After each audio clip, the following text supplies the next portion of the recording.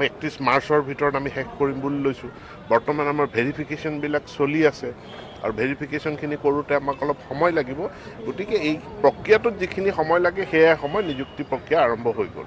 Target কিমান আছে শিক্ষকৰ? প্ৰায় 22,000 শিক্ষক নিযুক্তি হ'ব। কিমান চাল? 22,000 শিক্ষকৰ নিযুক্তি হৈ যাব 2022 বৰ্ষত। নিযুক্তি প্ৰক্ৰিয়াটো আৰম্ভ হৈয়ে গ'ল। এতিয়া আমাৰ 31 মাৰ্চৰ ভিতৰত আমি শেষ কৰিম বুলি লৈছোঁ। বৰ্তমান আমাৰ ভেৰিফিকেশ্যনবিলাক চলি আছে আৰু ভেৰিফিকেশ্যনখিনি কৰোঁতে আমাক অলপ সময় লাগিব। গতিকে এই প্ৰক্ৰিয়াটোত যিখিনি সময় লাগে সেয়া সময় নিযুক্তি প্ৰক্ৰিয়া আৰম্ভ হৈ গ'ল। টাৰ্গেট কিমান আছে শিক্ষকৰ? প্ৰায় 22,000 শিক্ষক নিযুক্তি হ'ব। কিমান চাল? 22,000 শিক্ষকৰ নিযুক্তি হৈ যাব 2022 বৰ্ষত। নিযুক্তি প্ৰক্ৰিয়াটো আৰম্ভ হৈয়ে গ'ল। এতিয়া আমাৰ 31 মাৰ্চৰ ভিতৰত আমি শেষ কৰিম বুলি লৈছোঁ। বৰ্তমান আমাৰ ভেৰিফিকেশ্যনবিলাক চলি আছে আৰু ভেৰিফিকেশ্যনখিনি কৰোঁতে আমাক অলপ সময় লাগিব।